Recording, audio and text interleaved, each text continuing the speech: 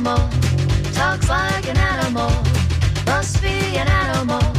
Come hear the animals, talking animals, talking animals.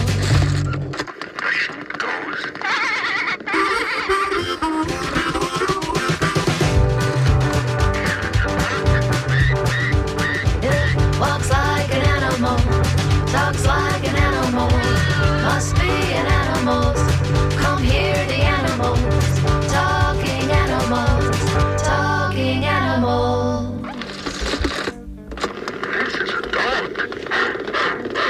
Good morning, this is Talking Animals on WMNF. I'm Duncan Strauss, and my guest today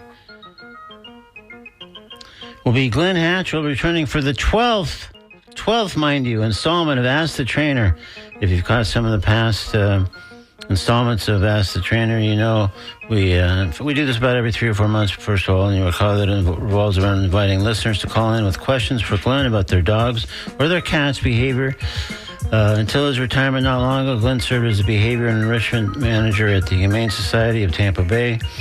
He's an accomplished dog trainer and behaviorist, and formerly a WMNF programmer, as well as occasional Talking Animals guest host. In fact, he'll be guest hosting 3 weeks from today, March 26th. But on today's show, he will field several calls and emails so you can answer listener questions about their animals' behavior and or provide guidance on training. So we invite listeners to call in at 813-239-9663 with questions for Glen. The questions can be submitted by email at dj@wmnf.org or via text 813-433-0885. Please join us.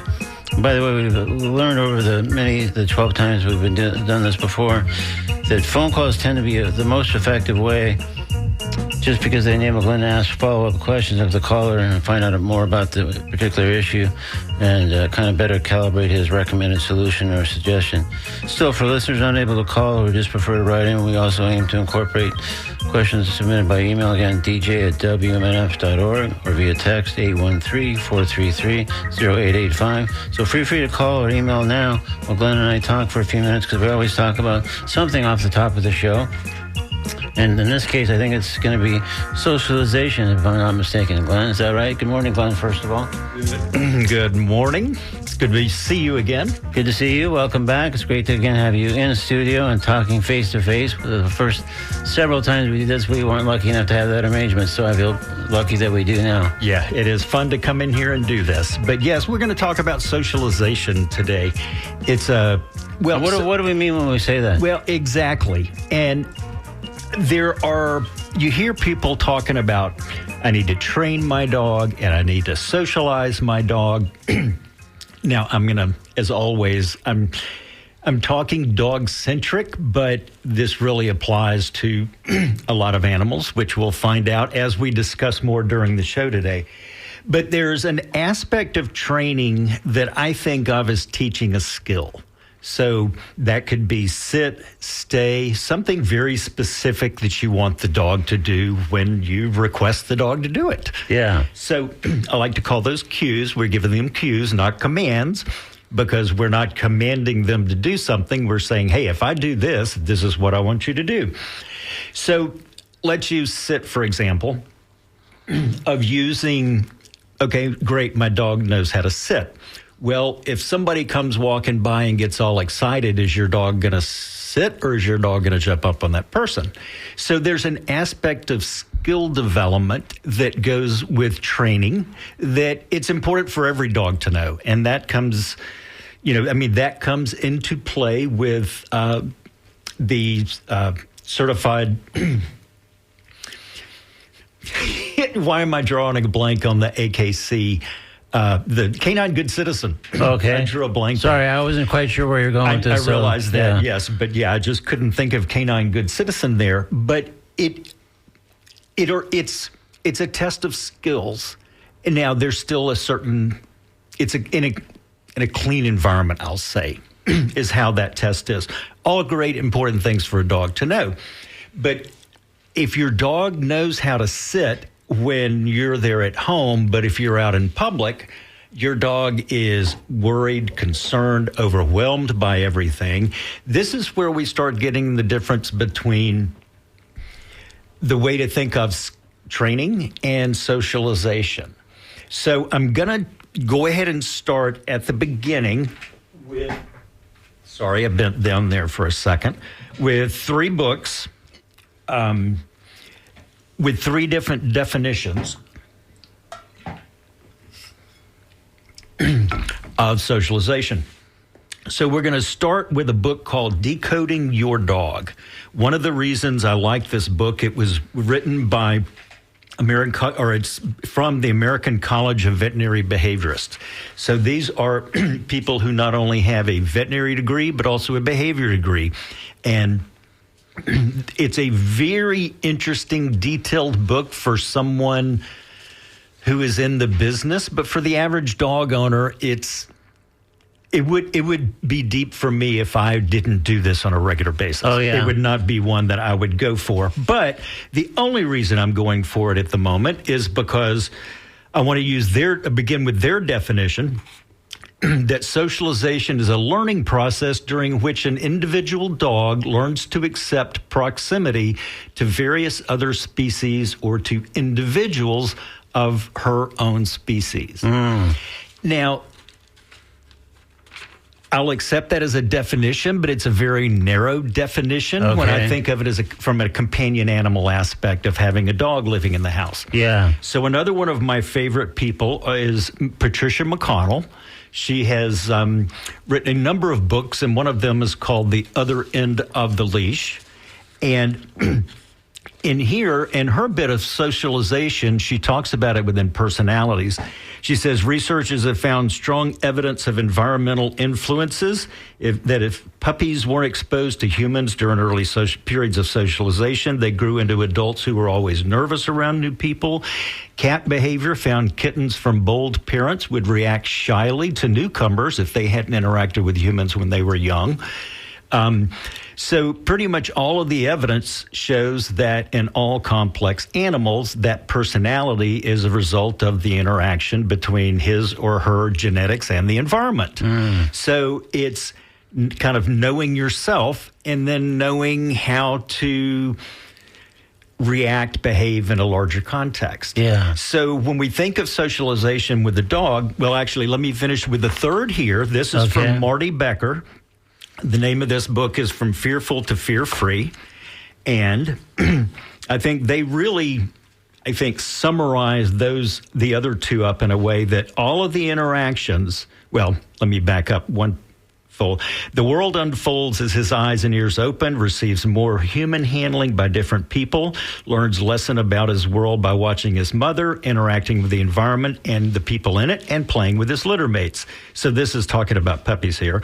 All of the interactions help to form a puppy's personality and responses to the world around him. Exposure to people, animal, and other things in the environment is called socialization. So, excuse me. So we've kind of set a framework here, I'll say, to begin with about what is socialization. There's an aspect of skilled training. So I was trying to think of a human analogy, and the only thing I could come up with possibly would be teaching a baby to eat, but that didn't still fit. But something to where you learn how to do it in your home, and then you go out into the public.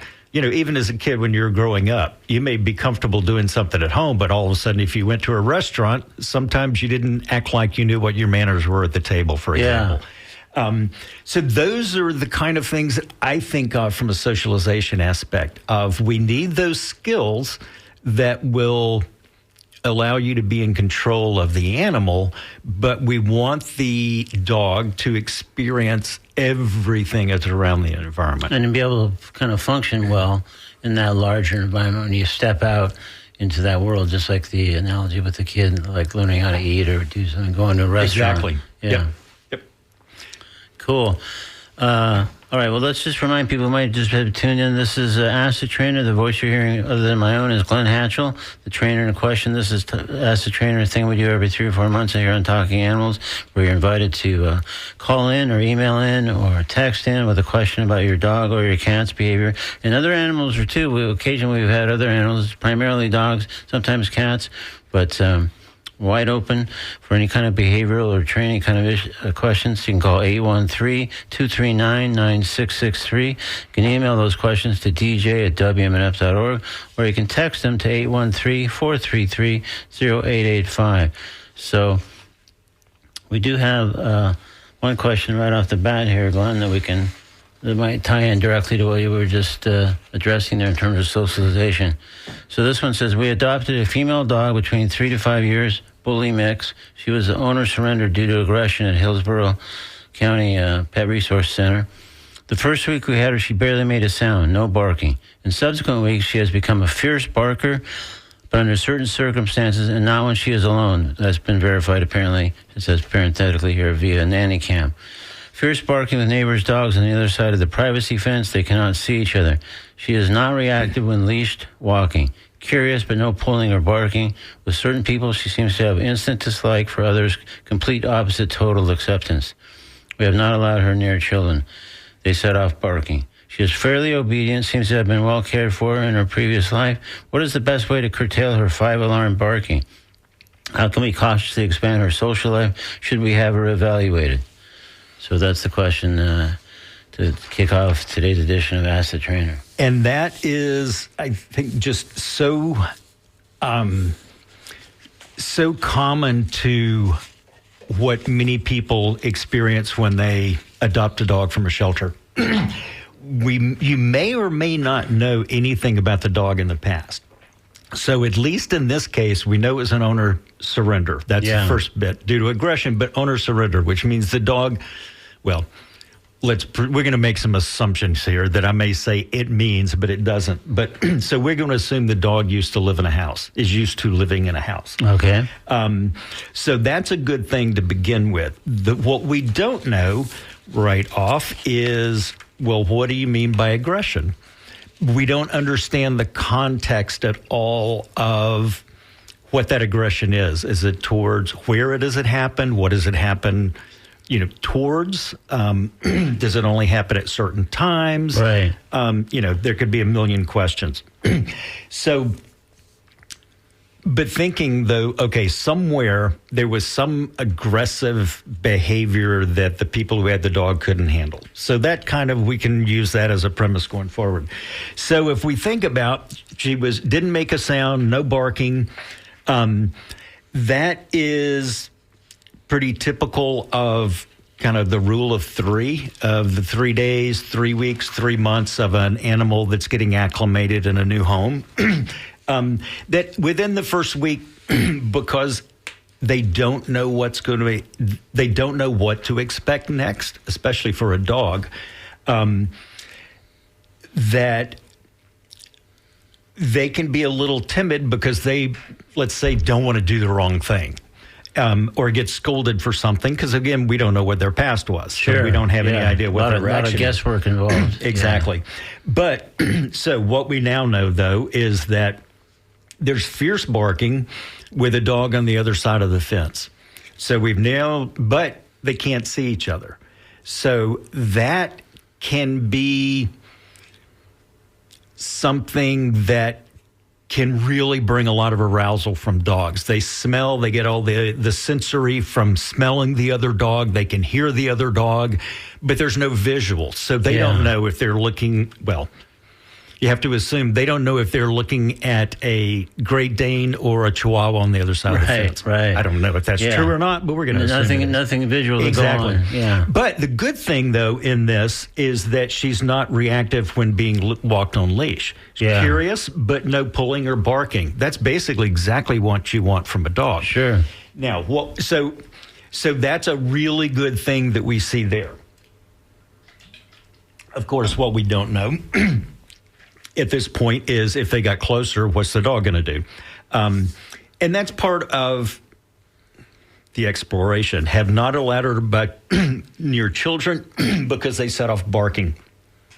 So that's interesting, thinking of 2 ways with the barking. One, it could be barking because it's novel. It's something that, whoa, there's kids. What are they? They're making noise. They look like fun. Because we've all seen a dog go to a child and just take to the child like a dog's never taken to a human before. Sure. But obviously, we don't want to, nobody wants to let their child be the test in something like this. Right. But they set off barking. So that is something that we want to think about. Fairly obedient, seems to be well cared for. So this is where I think this is where we would bring in training to work with socialization. So I'm just going to simply use sit or look. Either of those cues get the dog to look at whoever is holding the end of the leash. So if the dog's barking at a child, but all of a sudden now is looking at the owner who has a yummy cookie, then the dog's going to be more focused on what do I have to do to get that yummy cookie than worrying about barking at the child. Because the first thing we want to do is reduce that barking because it would be an aspect of arousal. So we want to get a little bit more calm behavior, obviously, from the dog. Sure. But if the dog doesn't have any idea of how to sit in a scenario like that, there's no way the dog's going to sit if there's also a child that's getting them all excited. Wound up, so, yeah. Right. So what we're doing here is getting the dog's attention back on whoever has the end of the leash and more focused on that than reaction to whatever the stimuli, the triggers may be in the environment that would cause the barking. Right. So I'm actually working with a very similar situation to this right now. Oh, yeah, it was one of your own clients, you mean? Yes, or? yes. Okay. It was a dog that was adopted from the shelter and was kept in the shelter for, well, that doesn't matter to the point of this story, but came in, no idea of the history of the dog other than was tossed out of a truck. And that's how it ended up back at the shelter, or ended up at the shelter. In the house, very calm. Everything was great. But there were a couple of situations to where the dog reacted, and I will say aggressively towards a neighbor.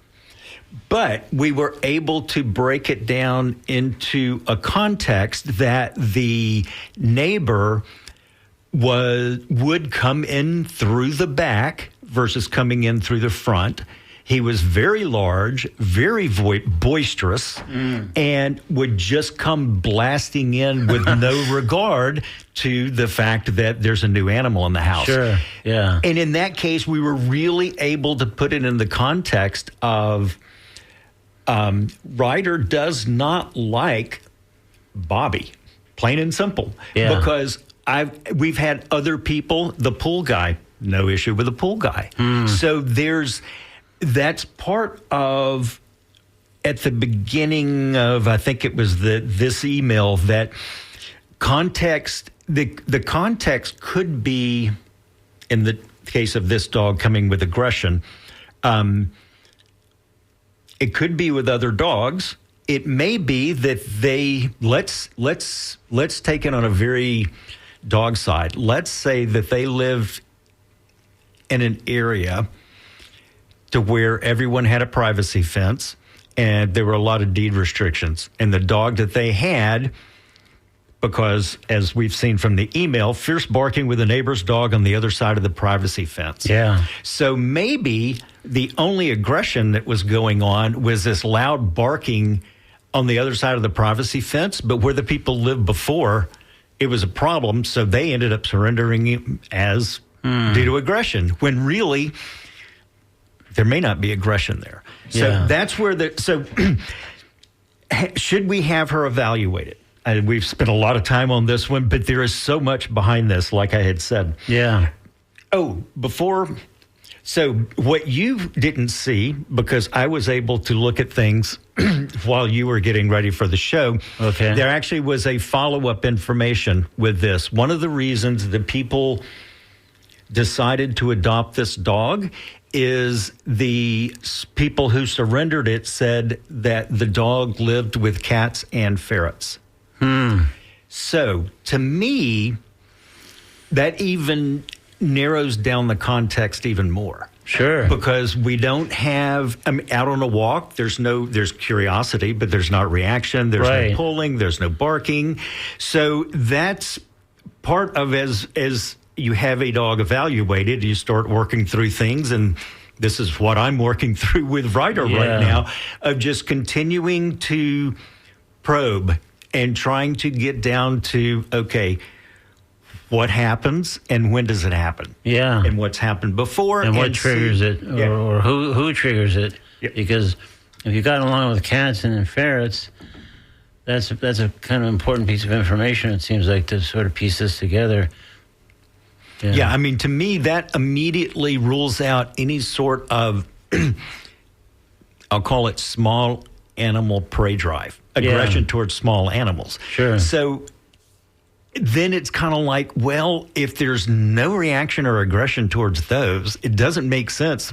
Well, but I'm going to have it towards you. And that's why it's probably specific. But then we've all met people who, for some reason or another, everybody seems to like, but there's something about them we just don't like. And the same thing is with dogs. Yeah. So there can be some dogs that it's like, yeah, there's just something about that dog I don't like. Yeah.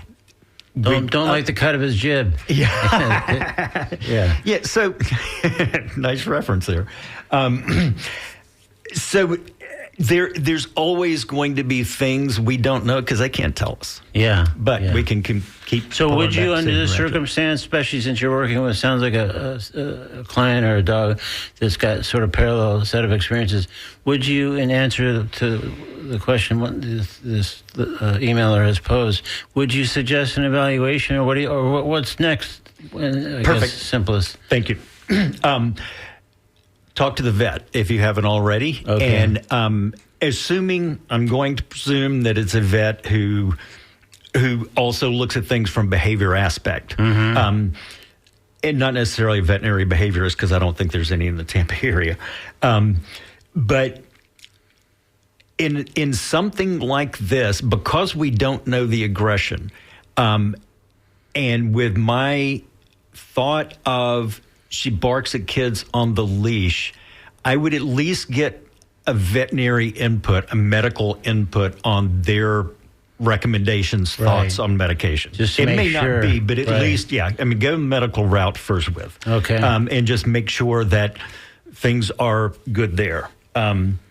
Or if it needs to be, do it.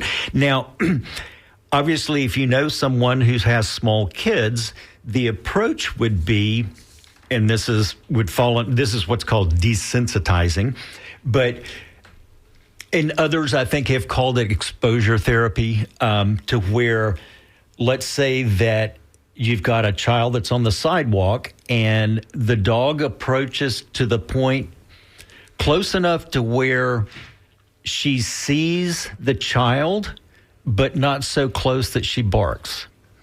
Because this is where we can start changing the dog's reaction to seeing a child. Yeah. That goes from, let's assume right now it's negative, but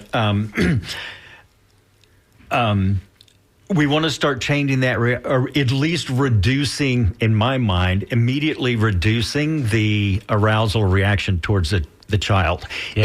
Even if the dog's excited to see the child, barking is not the way to let them know you want to greet them. I call those lousy greeting behaviors. Yeah, there could be better. Actually, I use different words when I'm not on the radio, but I'm sure, I can imagine. Yeah. All right, so do we think that's what we want to, kind of where we want to leave it for this question, for this emailer? I hope so. I hope that gave a little bit. Yeah, I think that was helpful. So again, this is Talking Animals. We're doing another edition of Ask the Trainer. And again, the trainer in this case is Glen Hatchell. That's who was just speaking. He's a experienced dog trainer, behaviorist, etc. So you're welcome to call in with your own questions. It looks like we have a caller that we're going to put on with Glenn in just a moment. But you can call 813-239-9663. You can email your question if you have one about your dog or cats or other animals' behavior or training or related issues. You can email dj@wmnf.org, or you can text 813-433-0885. So let's take we have one of our callers here for a question. Hey. Hi, you're on Ask the Trainer Talking Animals with Glen Hatchell. Hey, good morning. This is Howard. I'm in Clearwater. How you doing? Good. How about you? Good. Enjoying your show so far. Oh, thanks. I guess that really the credit's due Glenn. I don't know why I said thanks. I haven't done anything so far. Yeah. The closest veterinary behaviorist I know is in Lutz. They're few and far between, but you're absolutely correct. There's not many around here. Socialization. I think your first response is, well, what does it mean? To me, and it's a word that wasn't mentioned by your guest or many other people, it's just education. Just like humans, if you don't get outside your own county your whole life, you don't know too much. Same thing with dogs. If they don't get inside the house or outside the backyard, they just don't know too much about what they're supposed to do when they get in public. So, the socialization behaviors become very important to get them exposed to everything that they can get in their environment, their whole planet's the environment. They need to know it. Spot on. I would disagree on medications for that dog or most dogs, and 99% of dogs. Human meds don't work well on dogs, and I've seen it. We can argue this all day, but my own personal opinion, I always take. I work with dogs a lot. I always take the dog off the meds before I start working with it because they do not have the same impact on dogs as they do with humans, and it's just a bad twist. So I would recommend not giving that advice right up front. The last thing I want to mention with any dogs from shelters, I always recommend people foster dogs first. Don't go right into adoption especially if you're a first-time dog owner, you're just looking for a good family pet. Go foster a dog for a few weeks, and if it works out, good. If it doesn't work out, you can change your mind and get something else. So many people spend $500-$600 on adoptions, and 3 weeks later, they got to take the dog back to SIF. It can be very stressful for new dog owners. Great show, guys. Carry on. It's raining. I'm driving, but I'll keep listening. Okay. Do you have a question or comment of any kind besides the things you offered? If I can. Yeah. Okay. Give that feedback. All right. Well, thank you very much for your call. You're welcome. Bye-bye. All right. Well, I appreciate that input. That was a nice kind of summary and response to some of the things we've been talking about so far on the show. And so thinking about that and thinking about the previous email that we were working through. Yeah. I'm going to go ahead and take one more step with that email in thinking about the child, for example, of if we had that scenario to where we could expose, or let's just say that we're going to take that dog now to a park that's near the house. Going to be able to walk on there, the leash. The dog's been fine with the leash. There's going to be kids out there playing. So we're going to be able to create as much distance as we need to keep the dog from barking at the kids. One of the things that I would do in a scenario like that is the skills that we've taught the dog in the house, like sit, perhaps down, stay, whatever it may be, spin, whatever. Have them do those outside in those environments as well. But again, much like learning how to swim, you've got to start in the shallow end and learn how to first, your head's going to go underwater. It's going to be scary, but guess what? You're not going to drown. And so much of this is so similar to what I think of as someone who probably is learning how to swim, of all of the aspects of, I learned how to stick my head underwater, but you didn't learn how to swim. But, so that's like you learned how to sit, but that doesn't mean you're ready to go to Gasparilla Arts Festival this weekend. And I will say I saw some well-behaved dogs this weekend. At the festival? Yes. Oh, great. So, and that's usually one of the things right.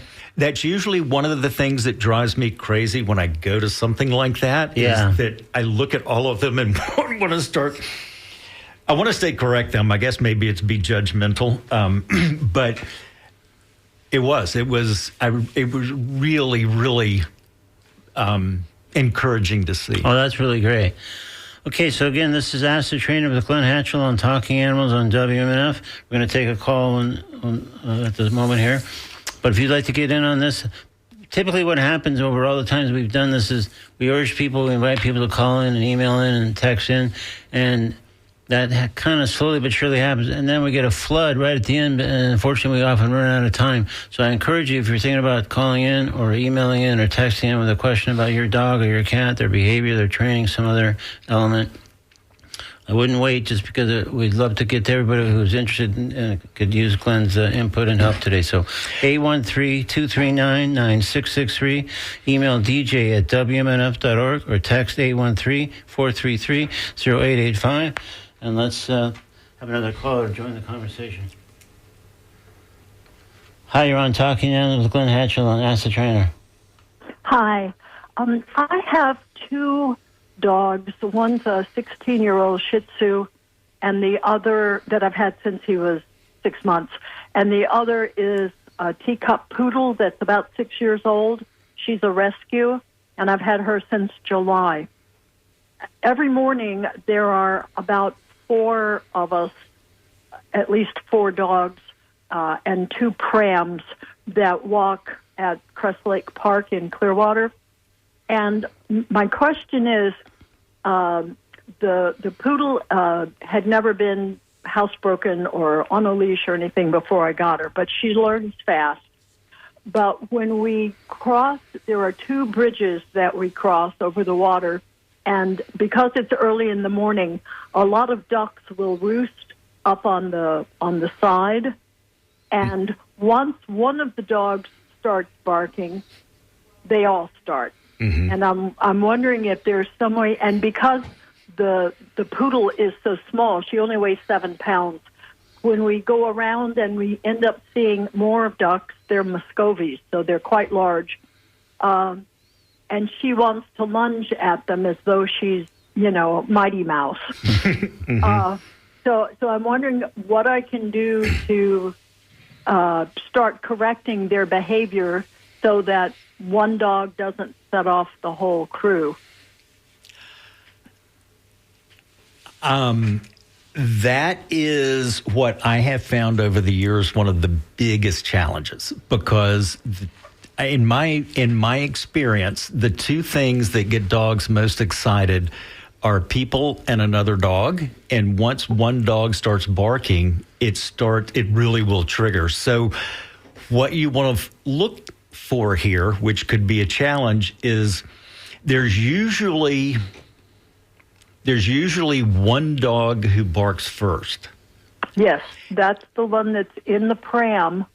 She only has 3 legs. She's missing a front one, so she only gets out of the pram to exercise. I have a second pram for the Shih Tzu because he can't make it around the park 3 times. Okay. So he's in and out. But generally, it's the dog in front. It's the one in the pram. Okay. Is there a way to block the visual as you're going across the bridge? No. It's like a bridge. So here's my thought. And like I said, this is a challenge because the 4 dogs are excited and will trigger off each other because they're good friends and do this regularly. They also know where the ducks are. And they're all now conditioned to, this is what we do when we see ducks. So there's a lot of challenges that you have going on within this. But going specifically on the one in the pram, if there's a way at that moment when you're getting ready to go across the bridge that you can provide him or her? Her. If you can provide her something that she can focus on as you're going across. I don't know if I'm just going to go ahead and say a really tasty cookie, but something though that's not going to be something that she can immediately chew up. But let's say like frozen peanut butter in a Kong or obviously a very tiny Kong, that she is like, I know there's ducks out there, but oh my gosh, there's frozen peanut butter right here. I'm preoccupied with this at the moment. Exactly. Right? Yeah. So at least she gets across the bridge. So if we think of it in the way a book's going to say, what we're going for is instead of her getting to the bridge thinking, oh boy, ducks, she gets to the bridge and thinks, oh boy, I get a Kong with peanut butter. I see. Now, It's worth a try. it is much easier said than done. I can tell you from experience, because my 2 dogs at home, what you described is exactly what continues to happen. It's a constant bit for me to what I have ended up doing with my guys is I don't want to discourage their barking by any means, but I also want to let them know when that's enough.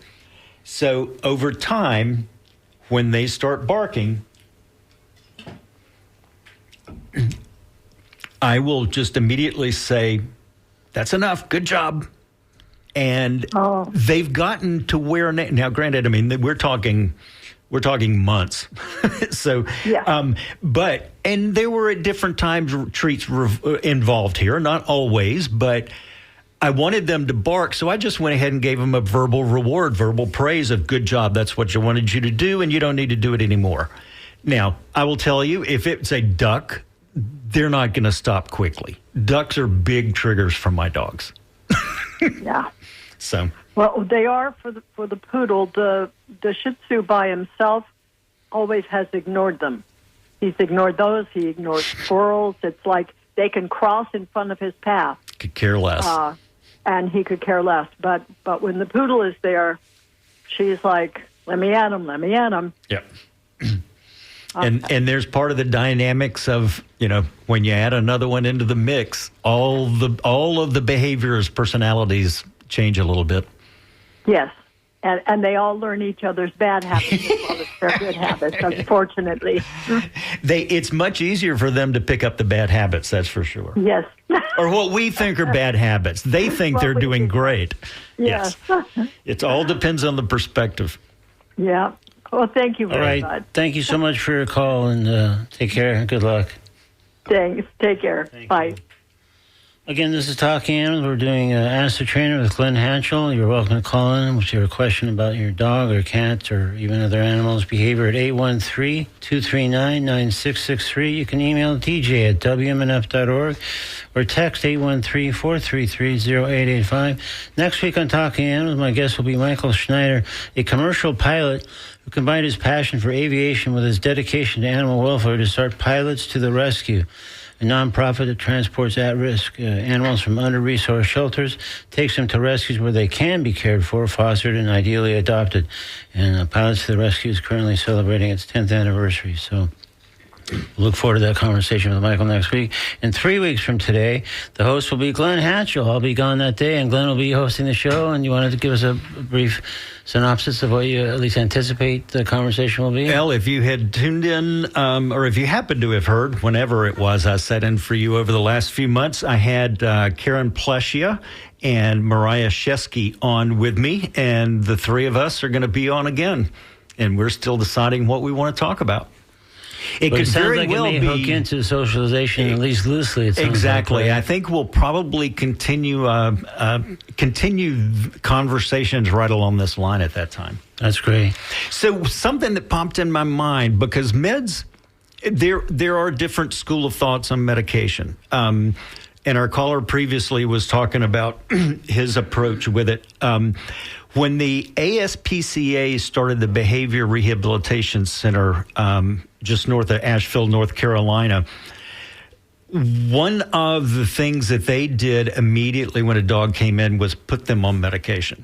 And they instantly without... they were on... Well, the dogs also went through a selection process coming into here. Because these were dogs that had extreme fears. Okay. I mean, they had some pretty...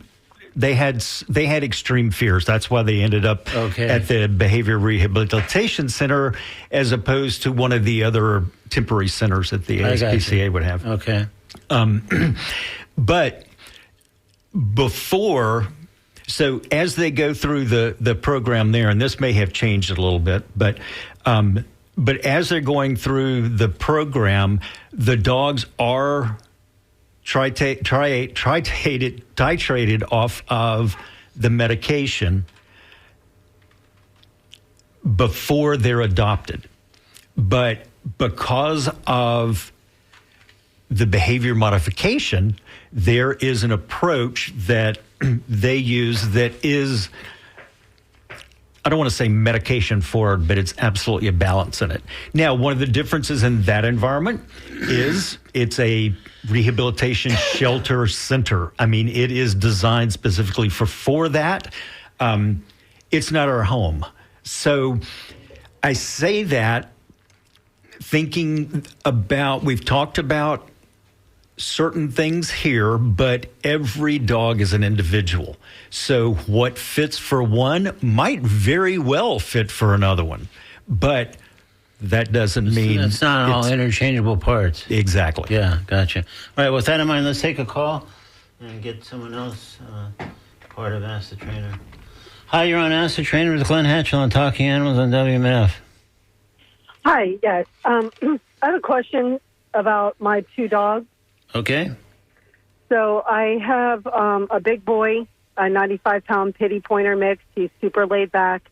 And then a 50-pound French Terrier mix. We're not exactly sure. She's a rescue. But everything, I've had her for about 3 years. She's about 3 years old. Well, I've had her about 2 years. She's about 3 years old, and he's about 6 years old. And they get along. They've always gotten along really well until one day when my partner brought in a skull for our kid. He's into skulls. And the skull happened to have some meat still on it. Anyway, he set it down not thinking. And then they had like this all-out brawl. And we separated them, and everything seemed fine. After that, you know, we removed the skull. It was a bad idea. That should never happen. They were like, the smaller one is like the instigator now. And I worked from home, and usually everything is fine. But then ever since that incident, it has just been like on eggshells, because she gets like this look in her eye. The smaller one gets like this look in her eye, and like you can feel the energy change in the room, and it's like she wants to start something. So I stopped working from home, and now I give them some melatonin before I leave for work. I run them real hard in the morning, and then give them some melatonin before I go to work, and then I run them hard again, you know, when I get home from work, and then we play again before they go to bed. But trying to figure out what I can do to, she was obviously abused, and she's got a lot of issues as far as like fears, like nobody can walk in with a hat on, she freaks out. Like we've noticed some things about her in the past couple of years, but as far as her behavior with the big dog, like she's instigating a fight with him, and it makes me super nervous too, and I know they're feeding off that. So, and I've watched a gazillion videos. I'm just trying to figure out what I can do to like ease her mind so that she can stop like being the aggressor. Thank you for calling, and I apologize for... I'm sorry. I shouldn't say I apologize because I'm not responsible for it. I'm sorry that you're dealing with something like this because it is not easy. And there's a multitude of things in here, almost to the point of where I don't know if I even want to try to approach some of the things to do, but I'm going to recommend a website mainly or specifically because this is the person who basically runs the aggressive dog conference that's held every year. And he's been a guest on Duncan's show before on Talking Animals. It's Michael Shikashio, and his website is aggressivedog.com. And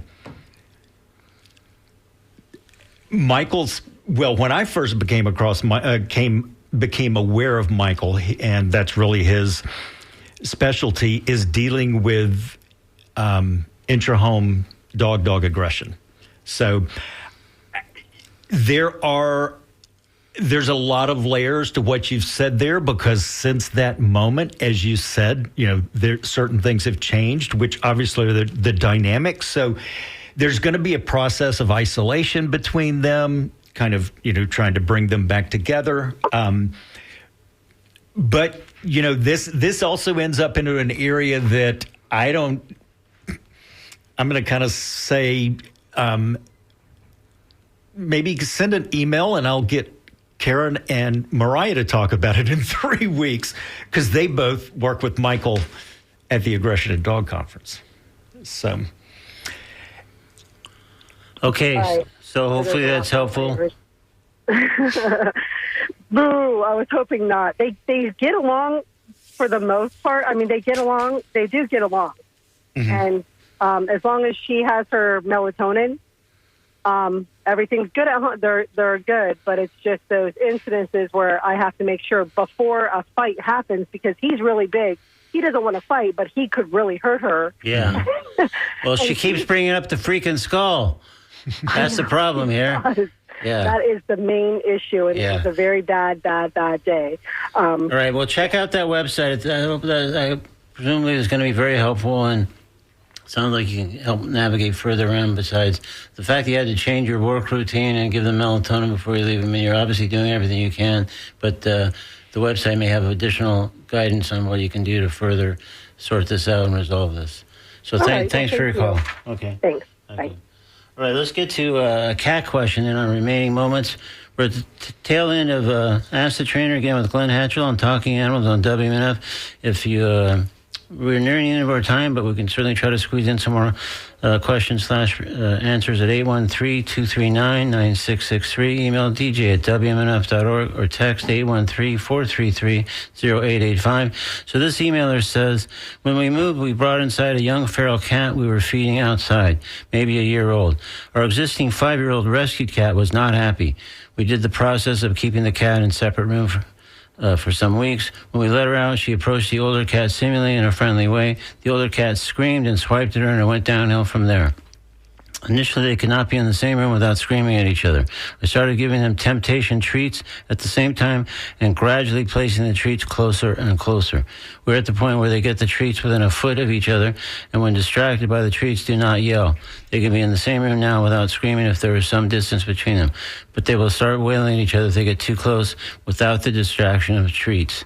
Is there anything else I can do?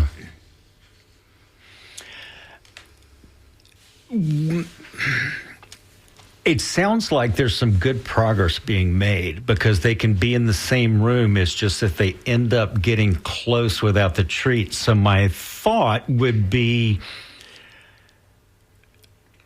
who's moving closer to the other one? Because I'm just, somehow they're getting together when there's not, getting close to each other when there's not a treat involved. So I don't know if they're doing that naturally to the point to where one of them keeps coming closer to where the screaming starts, because that would kind of indicate, okay, we've got one who's the instigator here. Right. Well, in the initial part of the story, it was the newer cat that seemed to get closer to the longer standing cat, but I don't know if that still holds now with the treat element. But thank you. I did forget about let that piece of it slip. One thing about socialization and getting things settled, so to speak, is it's never on our time frame. And don't quit too soon.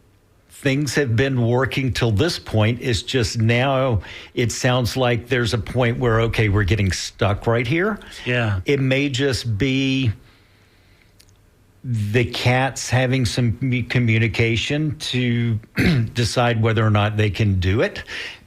So one of the differences that I've learned between cats and dogs, in a situation like this, is dogs have the instinct, I'll say, to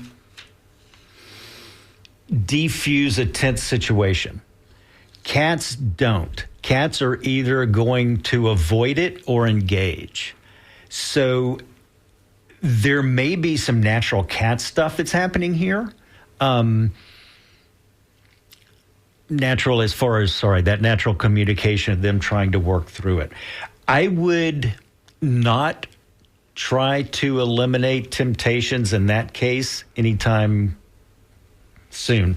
Because what we want to do is we want to keep having successful behavior. Right. So if the whining, screaming starts happening at each other, then we've lost the opportunity there. The problem behaviors hard occur. to go backwards. Exactly. Yeah. Exactly. Okay, so that's kind of where stick my with the thoughts would be, temptation but- treats and just keep going. But if let's say it's the one cat that is doing more of the closing in, do something to try to encourage that one to not do that. Notice how I said that positively versus discourage. Yeah. Because we don't want to necessarily discourage it, because but if the cats want to get together, we want to let the cats get together. But if they're both not going to give consent, then we don't want to let one of them bully the other. Right. Okay. All right. Well, hopefully that's helpful. That was an email, so we don't have the caller, obviously, to respond, but hopefully that'd be helpful. So we only have maybe a couple minutes or so for this. Maybe the last email. If we get lucky, maybe we'll squeeze one more in, but we'll try to get this one for sure. This one says, we operate a sanctuary for at-risk horses in operation for over 30 years.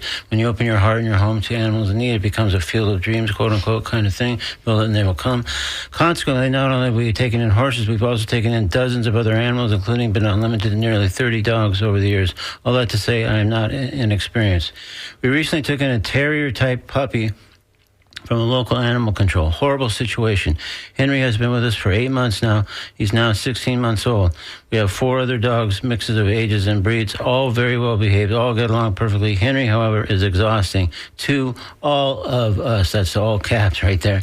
Non-stop climbing on the other dogs, biting their ears, their mouths, their tails, while they look at me begging for help. None of the other dogs reprimand him or snap at him.